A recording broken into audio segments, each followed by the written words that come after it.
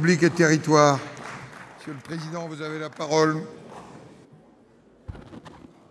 Monsieur le Président, Madame la Ministre, Monsieur le rapporteur, mes chers collègues, la réforme du transport ferroviaire que nous allons voter est une bonne nouvelle pour ceux qui souhaitent l'ouverture à la concurrence, la transformation de la société nationale et la fin de statuts professionnels exorbitants du droit commun. C'est surtout une bonne nouvelle pour tous les Français qui subissent chaque année un peu plus les conséquences du retard à réaliser cette réforme. Et c'est une défaite cuisante pour ceux qui ont organisé la pire des formes de grève, la grève à répétition destinée à pourrir au maximum et le plus longtemps possible la vie de nos concitoyens. Une défaite pour ceux qui prétendent défendre le service public en cassant depuis des semaines le service public. Ils prétendent défendre un service public qui marche. Nous savons tous qu'il marche mal. Un réseau à deux vitesses, avec d'un côté les privilégiés des lignes à grande vitesse et de l'autre les roturiers des lignes classiques qui accusent un retard de plusieurs décennies d'investissement. Tous les élus de cette Assemblée peuvent donner des exemples édifiants de cette décrépitude. Les élus des territoires ruraux comme le mien, autant que ceux des banlieues de l'Île-de-France ou des grandes métropoles. Le système est usé jusqu'à la corde et tout le monde le sait. Comme est usé jusqu'à la corde le mythe de l'intouchabilité des structures et des statuts publics, alors qu'en France, avec le plus fort taux au monde des dépenses publiques, le transport ferroviaire, mais aussi l'hôpital, les prisons, l'université sont au bord du collapsus. Voilà pourquoi la stratégie des jusqu'au-boutistes de la grève est un échec. Absence de soutien populaire, fissure du front syndical, érosion du taux de grévistes, détermination du gouvernement, soutien du Parlement. 2018 ne sera pas 1995. Et la litanie de l'appel à la convergence des luttes ne fera pas plus advenir un nouveau mai 68 que la danse d'un sorcier vaudou n'amène la pluie. Ce n'est pas non plus en annonçant chaque semaine des chiffres de manifestants plus irréalistes qu'ils parviendront à masquer la dure réalité. La marée populaire était une marée basse. La France insoumise, le PCF, le NPA, des dizaines de groupuscules et en plus la CGT, Sud, la FSU...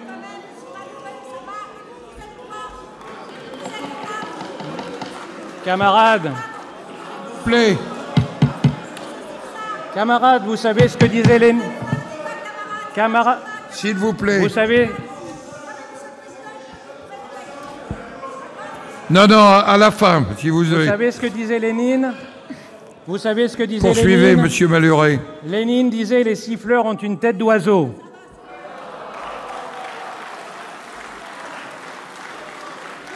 Ce n'est pas en annonçant chaque semaine des chiffres de manifestants plus irréalistes qu'ils parviendront à masquer la dure réalité, comme je le disais.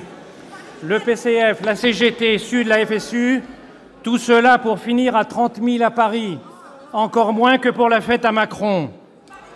Ce n'est pas enfin avec un référendum bidon, des urnes en carton trimballées d'un dépôt à l'autre, des feuilles volantes en guise liste d'émargement et à la sortie un score digne de l'élection de Brejnev au Politburo. Comme disait Staline, ce qui compte, ce n'est pas le vote, c'est la façon dont on compte les votes.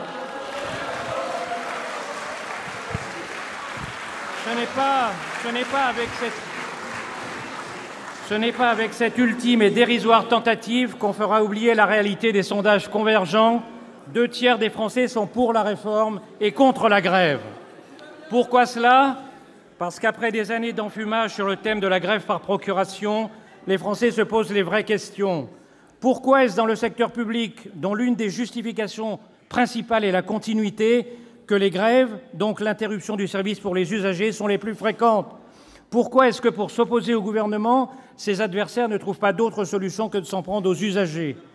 Les jusqu'au-boutistes, déguisés en défenseurs de la veuve et de l'orphelin, n'étaient pas que dans la rue. Ils étaient aussi ici. J'ai entendu, avec plus d'amusement que de colère, le discours de certains de ceux qui m'ont précédé à cette tribune, qui continuent à se réclamer d'une idéologie archi-décédée, comme ces personnages de bande dessinée qui continuent de marcher sans s'apercevoir qu'ils sont au-dessus du ravin où ils vont tomber. Ils ont parfaitement le droit de s'exprimer. Ils ont parfaitement le droit de s'exprimer, mais il y a un règlement au Sénat, comme à l'Assemblée nationale, et ce n'est pas par hasard. Je le dis solennellement devant l'ensemble de nos collègues, Monsieur le Président. Venir dans l'hémicycle, déguisé avec des chasubles de cheminots passés sur les costumes cravates et en brandissant des pancartes, de même que venir à l'Assemblée avec le maillot de l'Olympique d'Audricourt, n'est pas compatible avec la dignité de nos assemblées.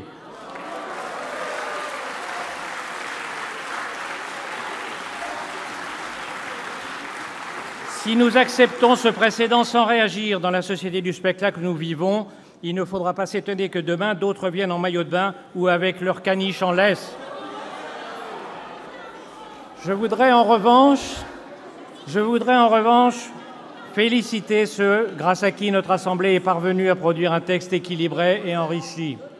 Merci d'abord à vous, Madame la Ministre, d'avoir été à l'écoute de nombreuses propositions du Sénat.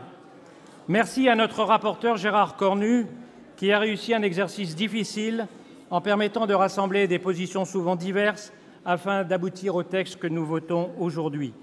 Permettez-moi également de saluer la détermination d'Alain Fouché, qui a défendu au nom de notre groupe de nombreux amendements, dont plusieurs ont été retenus. Merci à ceux de nos collègues qui ont bien voulu les cosigner et les voter.